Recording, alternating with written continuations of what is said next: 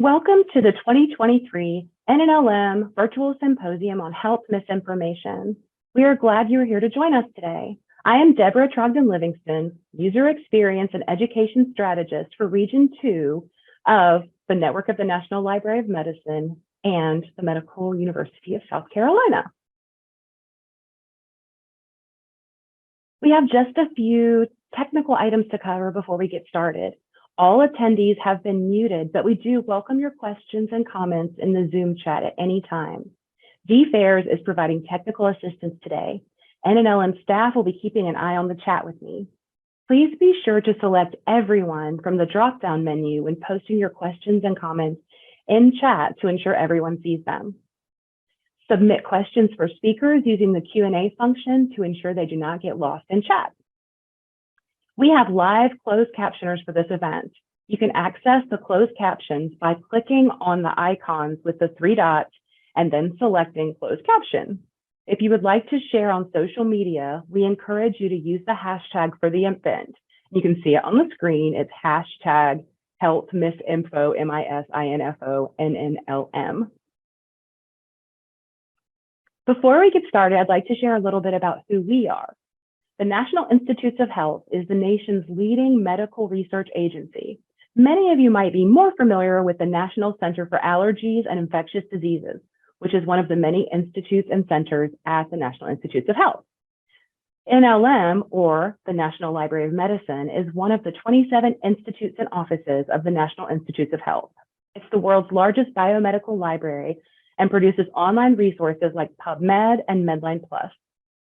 NLM, the Network of the National Library of Medicine, is an outreach program of NLM working to ensure health professionals and the public have equal access to health information. NLM, the Network of the National Library of Medicine, is made up of 7 regional medical libraries, 3 national offices, and 4 national centers, all providing training, funding, and engagement opportunities to over 9,000 NLM member organizations.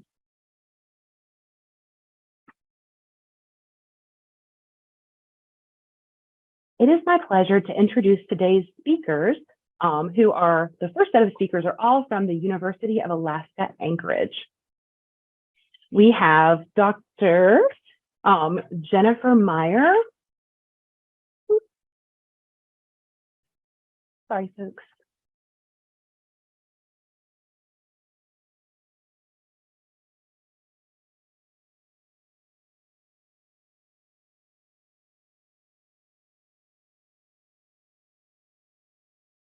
All right, so I'm hoping that you can still hear me.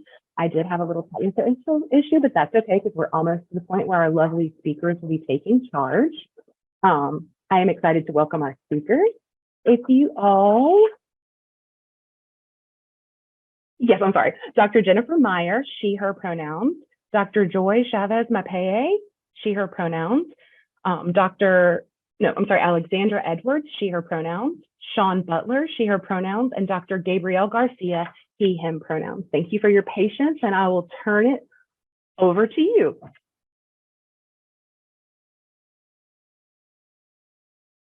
And thank you so much for the opportunity to speak with all of you today. I'm going to go ahead and share my screen. And I'm going to go ahead and share the slideshow. And can everybody see that? Okay, wonderful. Hello, everyone. I'm Joy Chavez Mapeye, Professor of Journalism and Public Communications at the University of Alaska, Anchorage. I'm here with my colleagues, Dr. Jennifer Meyer, Dr. Sean Butler, Ms. Alexandra Edwards, and Dr. Gabriel Garcia. And we're here today to talk about the Alaska Health Misinformation Response Project.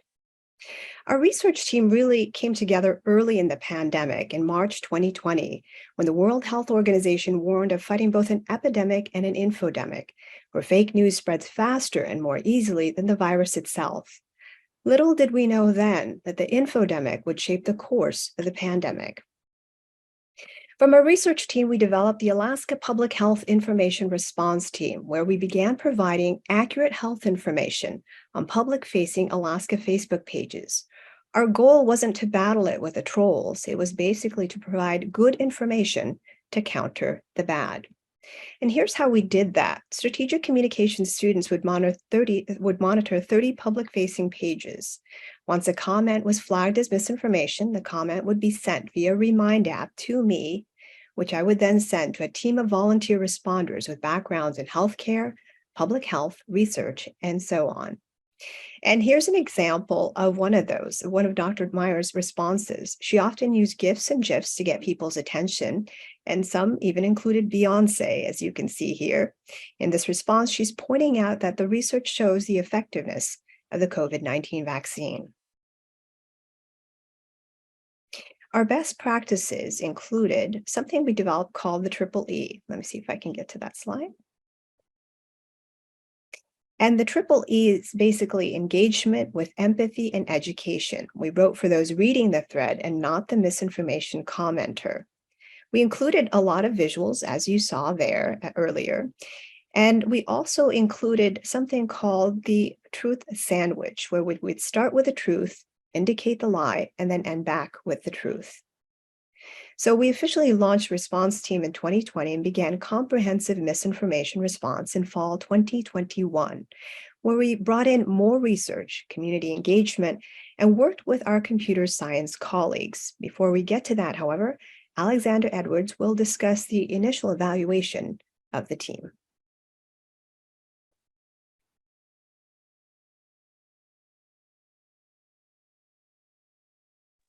Sorry, this mute button is always hiding. Thanks, Dr. Mapaye. So the initial evaluation of this project was designed as a formative one. We were really just seeking to understand how we could even go about evaluating the team's efforts. Next slide. We were guided by 4 initial evaluation questions that we selected to help us understand how the team functioned, how comments were being monitored, how the team was responding to misinformation comments, and whether team responses resulted in any type of change in public engagement with misinformation comments. Next. Our challenges in operationalizing the evaluation were threefold. Firstly, we had no template or guidance for this. At the time, previous research appeared to have been done primarily in simulated environments and not the real-world fluid Facebook environment. Secondly, Facebook places strict limits on automated data collection, and the automated data collection tools available at the time did not apply to the small pages that we were monitoring. And thirdly, we weren't really sure how to actually measure or track change in public engagement. We settled on a definition of public engagement as Facebook users other than the initial misinformation commenter or response team member clicking on a reaction emoji or leaving a comment in the comment thread. Reaction emojis were classified as either positive, so for example, likes or hearts, or negative, angry. We also determined that at least initially, we would have to collect this data manually. We created a data collection form specifically for the project to track the date and time of each alert, whether there was a team response, by how many team members, and how soon after the alert went out. We also counted reaction emojis on misinformation comments in our team responses. I also want to reiterate that we only collected data from public-facing Facebook pages. Over the next few months, we counted more than 1,500 team responses and determined that a core group of the response team was responding to most of those alerts. About 80% of all alerts had at least one team member respond, and the positive public engagement exceeded negative engagement at a 5-to-1 ratio. That is, our team members' response comments overall generated more likes, more hearts, more positive comments and support than did the misinformation commenters. While not perfect, this initial evaluation laid the foundation for the work undertaken by Dr. Sean Butler and her computer science team in late 2021 that's continued through 2023. And I'll pass the baton to Dr. Butler.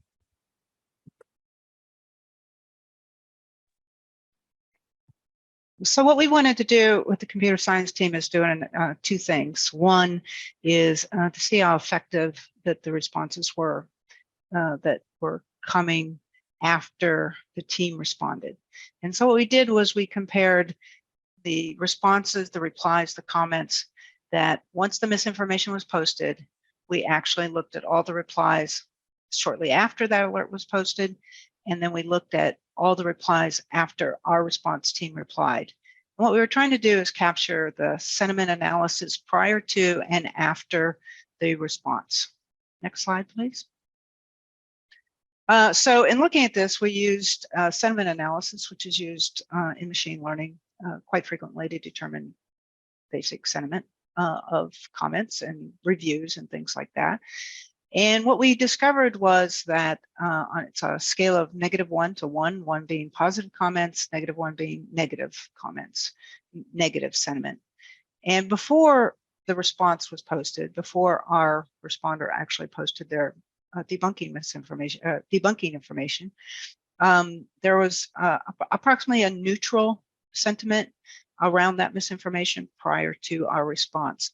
Once our responders responded, that sentiment changed very positive. So what was happening were people were getting very supportive of the actual information, correct information that the responder had posted. And so that's a really good sign. It doesn't last forever. Obviously, all the comments tail off.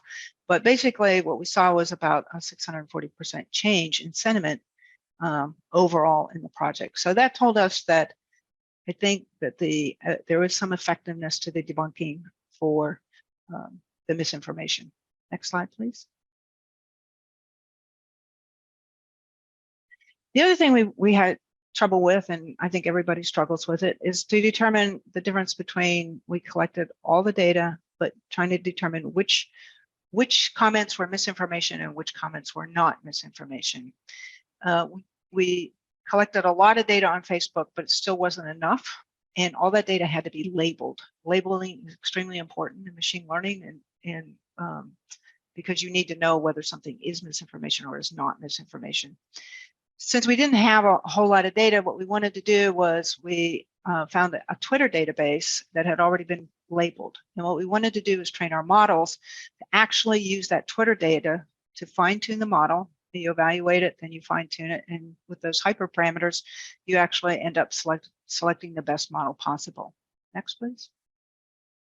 And so what we did was it didn't turn out perfect. We didn't expect it to, but what we did find out that the model, the BERT classifier, which is a particular type of sentiment analysis classifier, was able to identify about 70% of the time misinformation. So you can see the upper right-hand bubble is filled with a lot of misinformation, the red dots, and the green dots are information. What that helps us with is we get to the misinformation much faster, and it takes less time to weed out the non-misinformation from the misinformation. It doesn't do well, this model, in identifying non-misinformation. It tends to still get some misinformation in that model. So we still have to go that, but it definitely reduces the amount of time it takes to label misinformation. Without labeled misinformation, it's very difficult to build models that will actually find misinformation in a more automated fashion.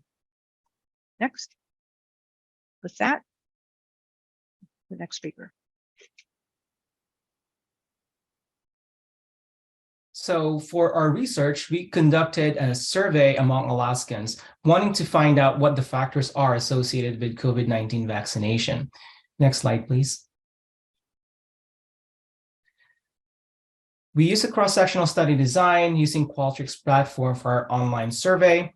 We collected the data from May 2022 to June 2022, and this was the time when children under 5 years of age and the COVID Omicron booster have not been available in the US as of that time. Next slide. We have several study variables that we looked at. We looked at COVID misinformation, COVID knowledge, perceived risk of harm if they did not get a COVID vaccine, motivation not to get infected by COVID, personal ability to get vaccinated. We asked questions whether their social network is vaccinated. All of those we looked at in our survey. Next slide, please. And so what we found was, in terms of the factors independently associated with ever been vaccinated, and ever been vaccinated is defined as those who have ever received an approved COVID-19 vaccine, whether or not they have completed the series or have been boosted. And what we found was perceived risk of harm, social network, being male, and being not married, being married are the factors that are independently associated with ever been vaccinated. So we asked the question, why is it that misinformation or political ideology not showing up to be significant factor. So we ran another multivariate analysis looking to see what the factors are associated with perceived risk of harm. Next slide, please. And what we found was a COVID misinformation, COVID knowledge, motivation not to get infected by COVID, and social network were all independently associated with perceived risk of harm. Given the results of this multivariate analysis, we then propose the following conceptual framework in understanding how decisions are made related to vaccination. Next slide, please. And as you can see here, attitudes and beliefs appear to be directly associated with the behavior, i.e. the vaccination, and that the social network, our social environment and misinformation affects both our attitudes and beliefs. And the type of media that we consume affects the types of social network that we belong to and the kind of misinformation that we get. And what we found was the type of media consumed is also related to political ideology.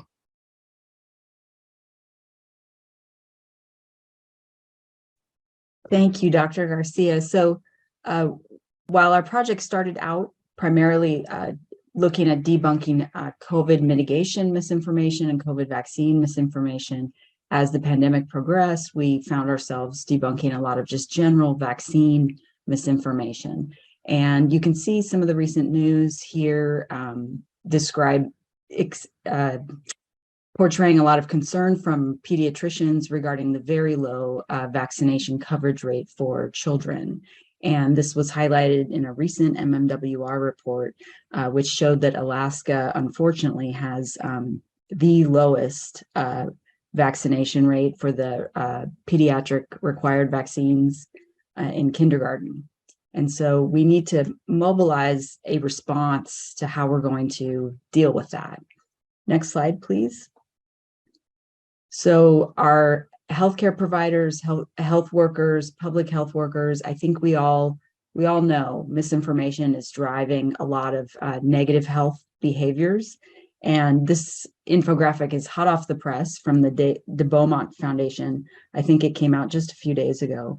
And so we know that misinformation can affect individuals as well as populations, and our provider groups are really struggling with how to respond to that. So our project pivoted to try to create resources and help clinicians figure out how they're going to identify, manage, and respond to misinformation in their clinical setting as well as out in the community.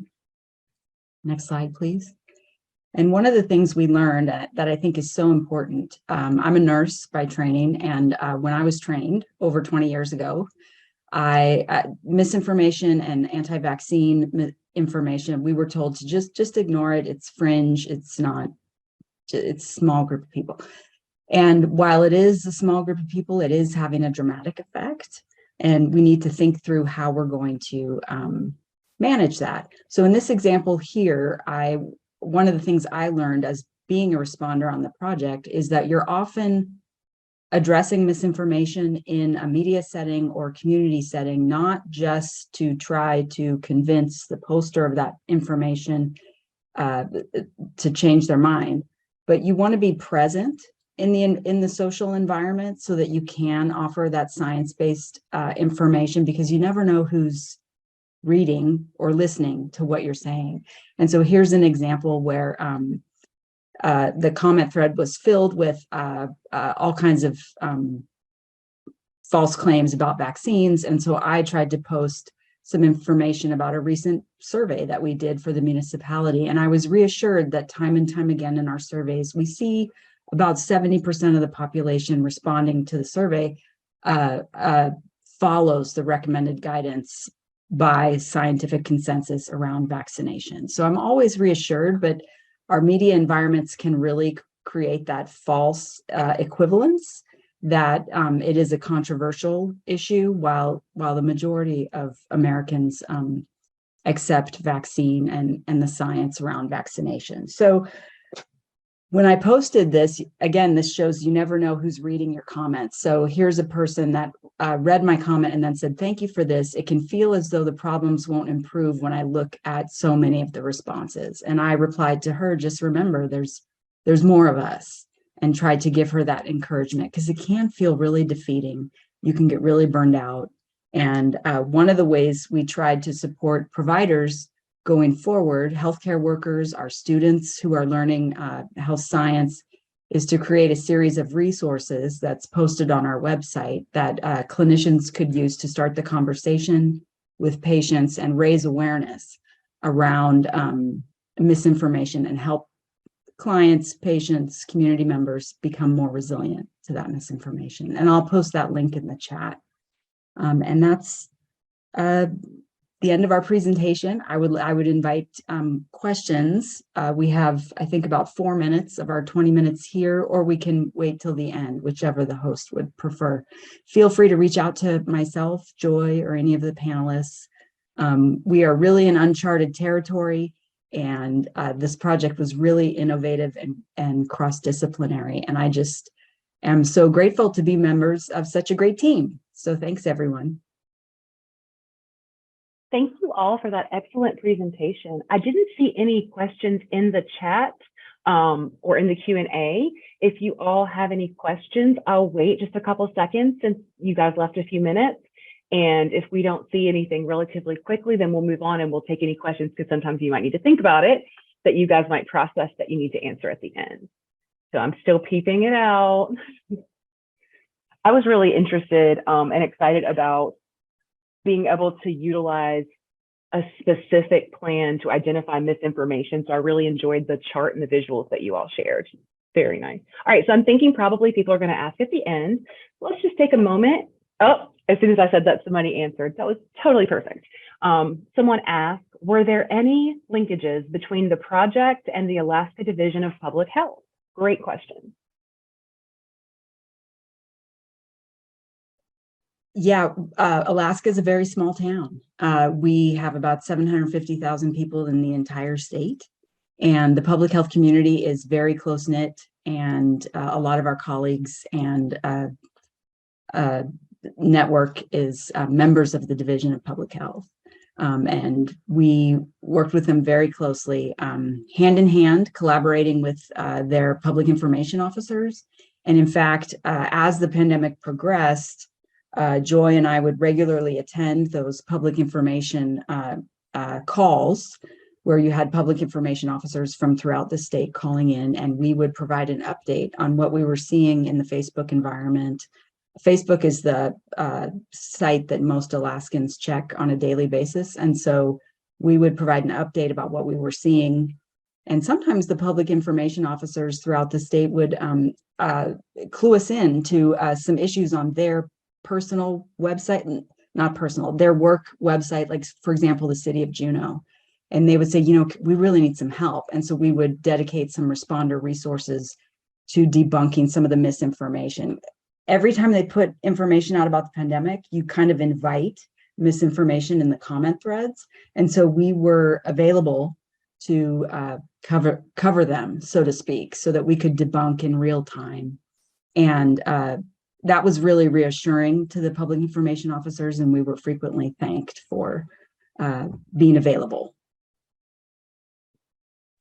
That's a really important and beautiful collaboration for sure. I want to point out, thank you to Dr. Jennifer Meyer for posting a link to the additional resources, the description in the webinar chat. So if you guys want to make sure and note that, that can give you some follow-up. And the last one we'll answer right now, and we'll take more questions at the end, is Angela Lee would like to know, did you use your public health office name to counter misinformation so it legitimized your response? Great. This was so interesting. We responded as volunteers, and these were colleagues in the scientific community, public health workers, physicians who volunteered. And I started out with my name, Dr. Jennifer Meyer, on my Facebook, and I experienced more attacks in that way, you know, pharma shill and things like that. And then when I changed my name to something that wasn't female and I didn't have my doctor in front of me, I got much less. And so so that was just an interesting experiment. Somebody should study that. But I think one of the things Joy taught me was how to protect yourself in the media environment, and her background in journalism and strategic communications was vital and part of our training. So we trained and vetted our volunteers kind of in the model of Shots Heard with Dr. Todd Wallin. And so we knew that we had this group of about 30 folks and we could rely on each other. I think that vetting of volunteers was really, really important. And then, of course, we trained them in the Triple E and the Truth Sandwich. So that also prevented a lot of trolling, because we were providing empathy in the way we responded. It was not an attack. And if a commenter attacked us, it revealed a little bit more about them than it did about us. And often we were thanked for providing links to good information. That sounds like a very intentional approach, and it sounds like it worked really well. Thank you all so much. I'm going to share my slide briefly before we start our next presentation.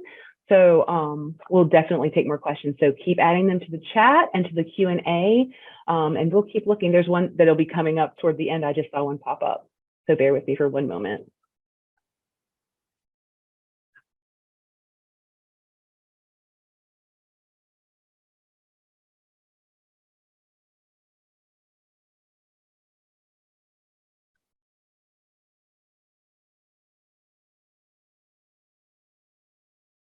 All right.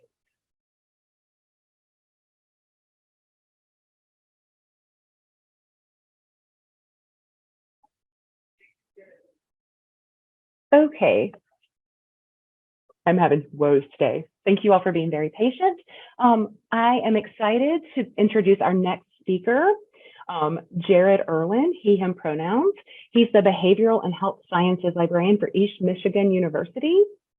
And I will stop sharing my screen now and pass the baton on to you. All right, thank you so much. I will go ahead and share my slides now. Right, are people able to see that? Absolutely. Perfect. All right. So thank you again for that introduction, and thank you to you all for joining me. One piece of folk wisdom about social media is that you can prevent a lot of the problems that you might have by just not posting. Although this advice is usually given to overly active social media users, there are situations where it's true in deciding what to do about health misinformation that you might find. Thinking through those situations is our topic here. Just to give an overview of what we'll talk about, I'm going to give some context about why this is important. We'll look at 4 questions that you can ask as you decide whether a piece of misinformation that you see on social media should warrant a response. And finally, we'll use these questions to explore some real-life examples of health misinformation on social media. So let's get started.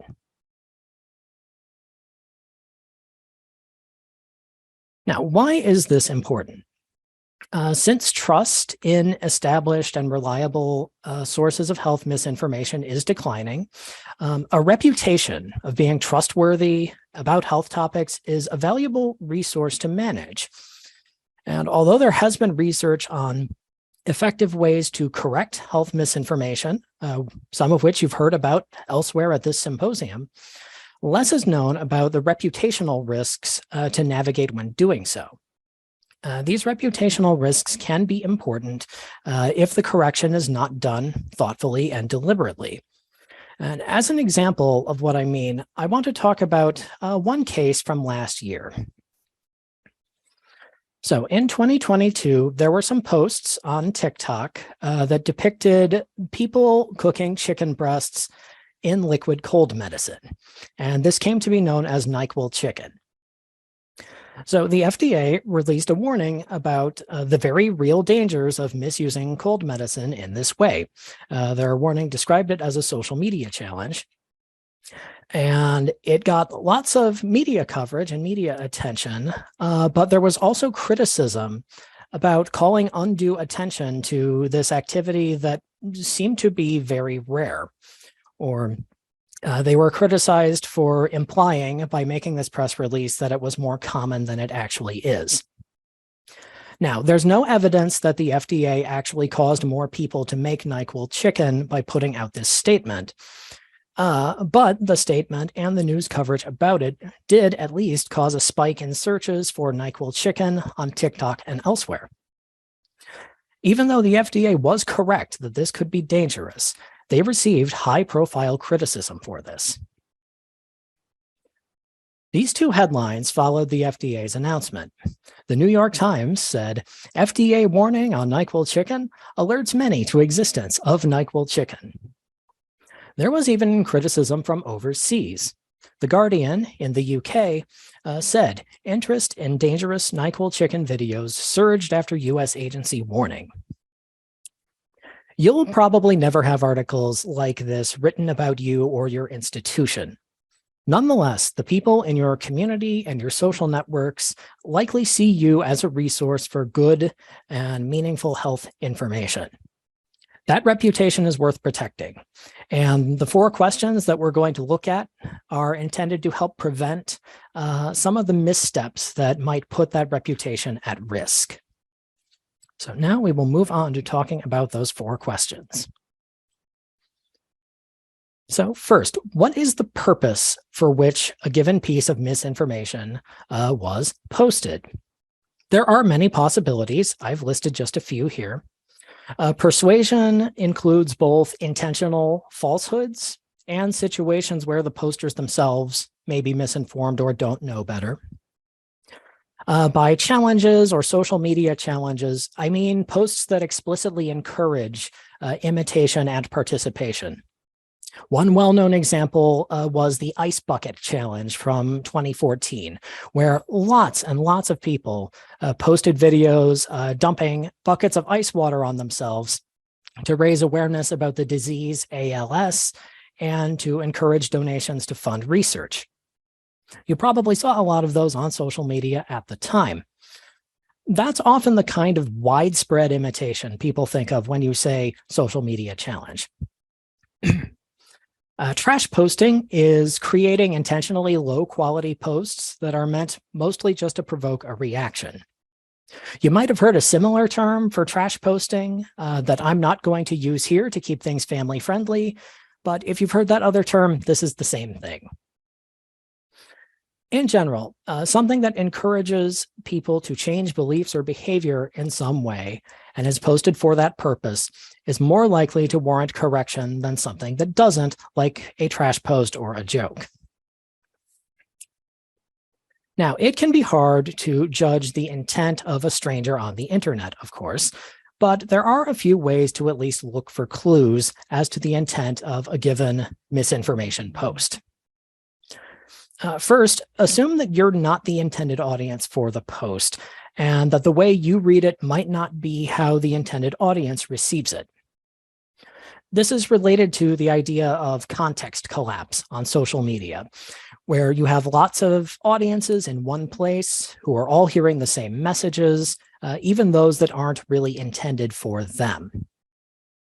So to help get a grip on that, try to skim through several replies to a post to get a sense of how most of the audience is receiving it. For example, if they're treating it like a joke, or if they're riffing on it and following up with more jokes, it may just be intended as humor. Also, a lot of humor and trash posts are based on memes. Luckily, you don't have to be an expert on memes to investigate this. Some tech-focused news websites will have articles about the history of well-known memes or other popular content on social media. There is also a curated online encyclopedia of memes called Know Your Meme, which you can use if you're uncertain whether something originated as a meme or not. For example, they have a pretty well-documented article on the history of NyQuil chicken. So question 2 is, how extensive is the reach of the misinformation? So one big factor to look for on that is whether prominent people or organizations are promoting it. That suggests that a lot of people are hearing it, even if they are not necessarily persuaded. The fact that it has such a wide audience might make it more worthy of correction. It's also important to look for varied expressions of the idea in the post. If a piece of misinformation is spreading far, it's likely being expressed in different ways by lots of different people. Finally, ask yourself, can you find lots of examples of this in the first place, or do most of the discussions about it always seem to point back to the same few examples? If you seem to only be able to find a few examples, then the reach of the misinformation might not be as wide as it appears. Now, one tempting way to gauge reach is to look at the numbers below the social media posts, likes, shares, comments, and so on. And although these have their place, they do have some important limitations too, when you're talking about how to measure reach. So among other things, bots or automated false accounts have been known to amplify misinformation to create the appearance that there's lots of engagement and lots of agreement with a given misinformation post. Now, even though that doesn't represent real engagement, these can sometimes affect systems on social media that recommend popular content to other users. So even some of those recommended or popular post features might potentially be affected by this. Also, some patterns of social media metrics can mean different things on different platforms. Luke O'Neill has written about this in the context of Twitter. He noted that on Twitter, if a post receives many more replies than likes, this can often indicate that it's being heavily criticized. Whereas on other platforms, like a blog, that can be a sign that healthy conversations are happening in the comments. So the social media metrics on a given post are important, but they have to be considered critically if you're using them to think about a post's reach. So instead of social media metrics, how about news coverage as a measure of reach? Now, I'm not here to attack or bash journalists. That's not at all what this is about. But there are some structural reasons why reporting on social media can be tricky for some news sources. Simply put, a piece of health misinformation from social media being in the news doesn't always mean that it has a lot of reach. First, you can search for and find almost any possible opinion or behavior on social media. In fact, a very rare opinion or behavior might be deemed more newsworthy because it is so uncommon, even if it is also unrepresentative. Sometimes headlines will use social media jargon in imprecise ways.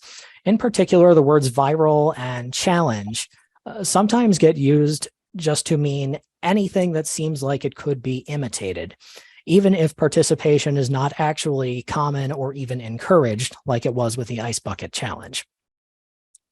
And finally, in cases deserved and not, disapproval is a common stance for some media outlets when they are reporting on teenage trends.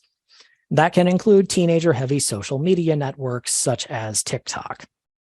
So a story that can be framed as teenagers do foolish things might be emphasized or highlighted partly because it agrees with that stance. So the next two questions are a little more straightforward, and you can answer them using similar steps to the questions that we've already talked about, seeing how the audience nearest the post reacted to it, and doing research with specific sources that might have insight into the misinformation. So with that in mind, question 3 is, what are the main reasons that others are sharing the misinformation?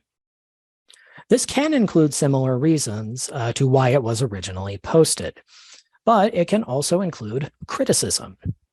If most of the sharing or responses to a post are to explain why it's wrong or dangerous, then you might not need to issue your own correction.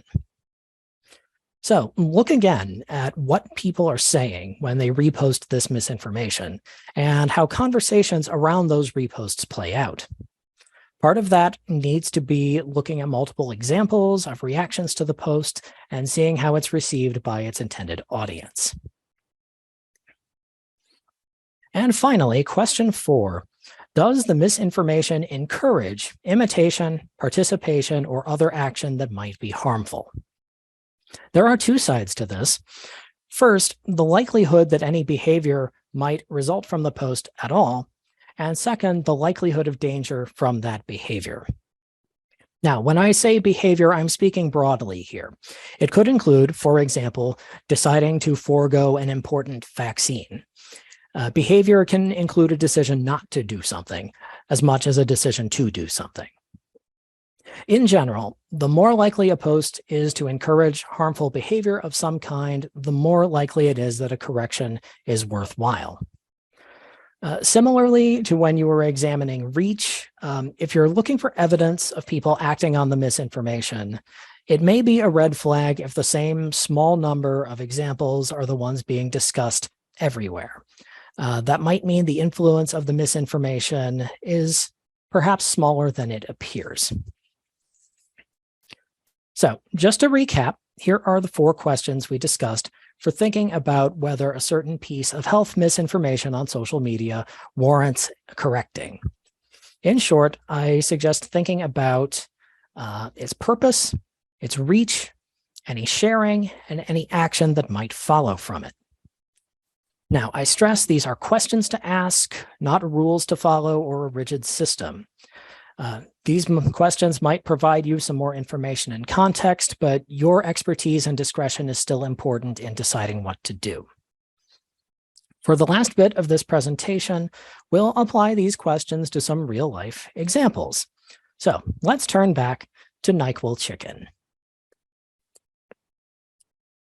I suggest that the FDA made a misstep with their communication strategy in this case by ignoring most of the factors we talked about and only focusing on the danger of the behavior if it was imitated. That is, focusing on one half of the action question to the exclusion of everything else. So for purpose, NyQuil chicken is a trash post. It has actually been used for years in this way before it got viral on TikTok. In terms of reach, although it was the subject of a few viral posts, it's not clear that it had really entered popular consciousness until the FDA had posted about it. So that could go either way. It did have some reach, that is true, but it's uncertain that it was very, very extensive and thorough. In terms of sharing, a lot of the TikTok posts about it were people filming their own reactions to it and being appropriately horrified. And while the FDA was correct that cooking with cold medicine can be dangerous, it seems that it was very rare for anyone to do so. As a group, these 4 questions seem to weigh against posting a correction. But next, I want to look at an example where I think a federal agency made the right call in deciding not to post a correction to social media health misinformation. In December 2021, the CDC announced shortened guidance about isolation after testing positive for COVID-19 or being exposed to it. There were concerns about this, especially the timing of the change. At that time, COVID case rates in the United States were rising. So in response, Twitter users sarcastically attributed lots of bad advice to the CDC. These posts usually started with either the CDC says or the CDC recommends. So this was sometimes called the CDC says meme. Now, the CDC did not publicly respond to this. They just stood by their guidance. I think that was the right call. They got some criticism of the underlying guidance, but no pushback on how they responded to the misinformation being shared. So what did this actually look like? There were dozens of examples, and I have 6 of them on the screen here. Some of them got a lot of interaction. Many were related to COVID-19, but they also branched out beyond just health advice. One Twitter user wrote, "The CDC recommends that you should release your inhibitions and feel the rain on your skin." That is false. The CDC did not recommend that. That recommendation comes from the singer Natasha Bedingfield. Still good advice, though. So let's ask our 4 questions about the CDC Says meme. It's pretty clear the purpose was humor and mockery of the CDC for changing its COVID guidance. Although at least some of these posts had quite a lot of reach, the nature of the sharing was mostly people reposting examples of the joke that they liked. In terms of action, there was no intent that people would follow these fake recommendations. At most, there was some incentive to get in on the joke and post your own bad advice. Now, a few of the posts could be dangerous if they were taken literally. One example on the last slide was about taking a bath with your toaster, for instance. But overwhelmingly, the potential danger of harm to anyone from these posts was very low. In summary, most of these factors weighed against issuing a response. But as our last example, let's look at a situation where some of these questions are a little harder to answer, but where I think a correction was warranted. So last November, a Twitter account impersonating Eli Lilly and Company, which manufactures medical insulin, tweeted, "We are excited to announce insulin is free now." And you can see that post on the screen here. As context, this followed some changes at Twitter. The fake account used a new option that lets any user purchase a verified badge, which is that little check mark next to the username. And previously, to get that check mark, you had to prove to Twitter that your account was actually owned by the person or organization that it claimed to be. As I said a minute ago, I think a correction here was worthwhile. Let's talk about why. In this case, the person who posted it told us the purpose afterward. He wanted to make a point about the price of insulin and post something that would annoy a company he said is behaving unethically. Trolling like that can sometimes warrant correction even on its own. Here, I think it's important because of how it aggravates some of these other factors and makes them more pressing. In terms of reach, the post, or at least chatter about the post, did reach a lot of people, enough to contribute to a price drop in Eli Lilly's stock price. Now, to be clear, it's very unlikely that this post caused the entirety of that drop. Stock prices can fluctuate for many reasons, but the high-profile trolling likely played some role. Sharing of this post was largely for the purpose of encouraging the trolling. Now, in situations where trolling is snowballing like that, someone stepping in to clarify things can be helpful. As for action, there's no evidence anyone went to the pharmacy expecting free insulin because of this tweet.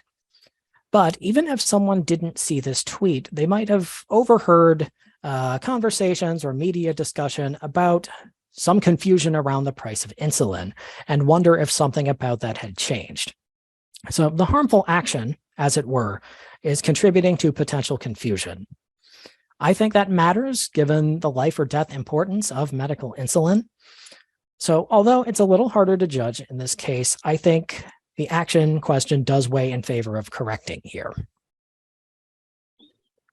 So that's what I have for you today. Here are the references from this presentation. And otherwise, thank you so much for your time and attention. And I believe we have some time for questions now. Absolutely. Thank you so much. That was really interesting and entertaining. The NyQuil chicken will stick with me throughout the week, I believe. Hadn't thought about that one in a while. Since you just finished your presentation, I'll let you guys think for a second about questions, and I'll point that the question was answered for the Alaska project team in the Q&A. If you guys are interested in reviewing that, it's kind of a lengthy question and a lengthy answer. So thank you guys for taking a lot of time to be conscientious. So who has some questions for Jared Irwin? I'm going to give you guys a moment to think.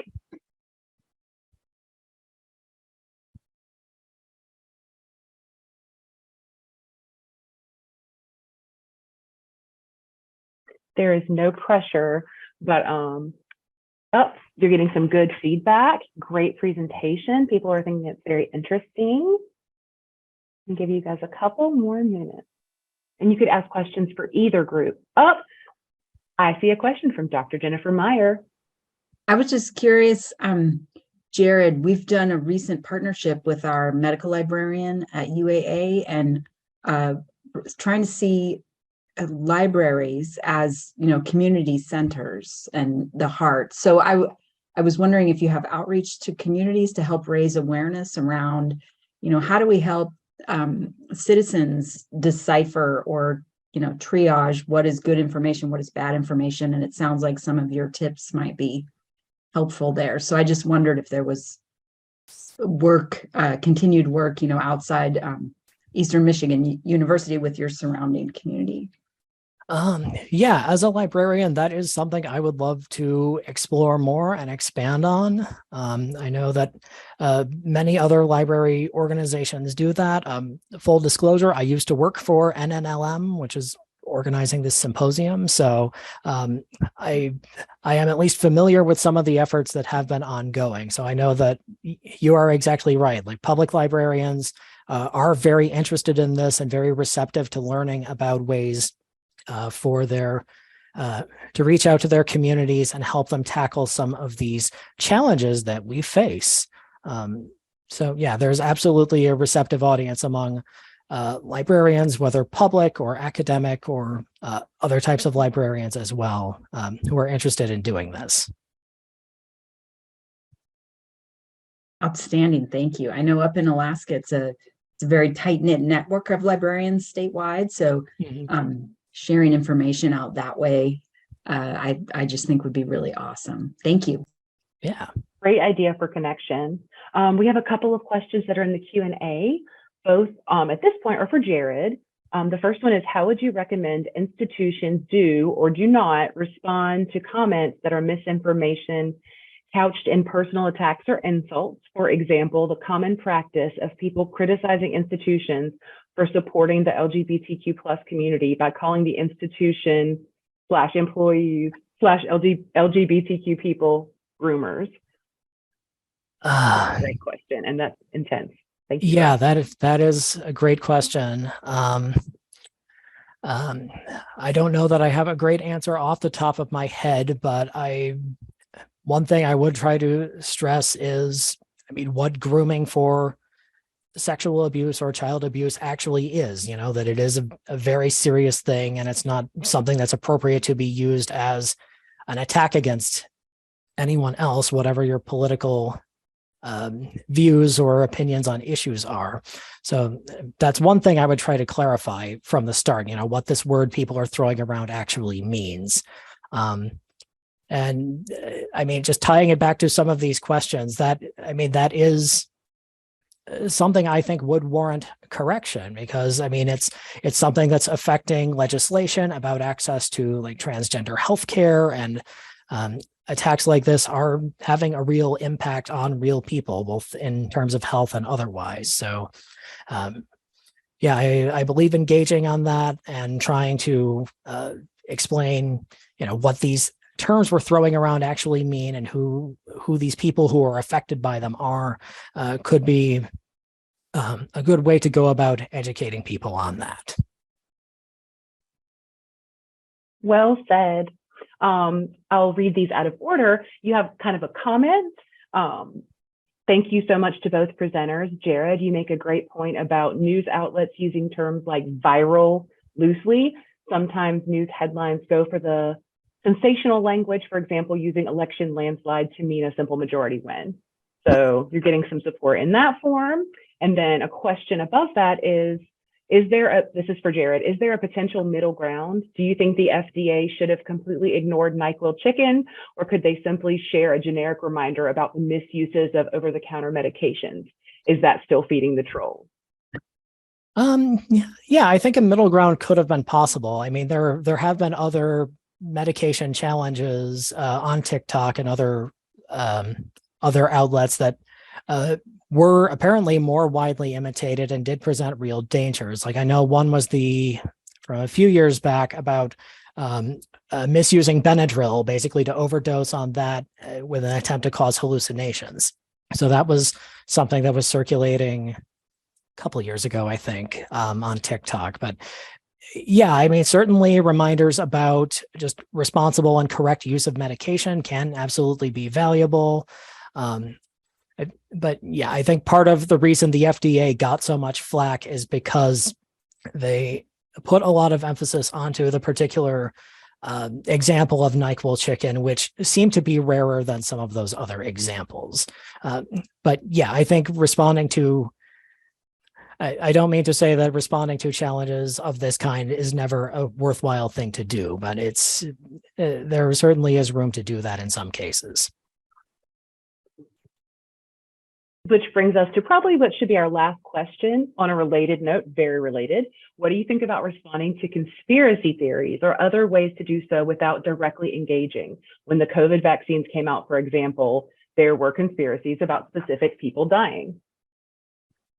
Conspiracy theories. Yeah, that's, I mean, that's always tricky. I do sometimes wonder if like the most dangerous part of conspiracy theories isn't that people come to believe the specific thing that's being talked about, but that just people get a sense of unease that, oh, there might be something untoward or something controversial about this because I have heard people talking about it.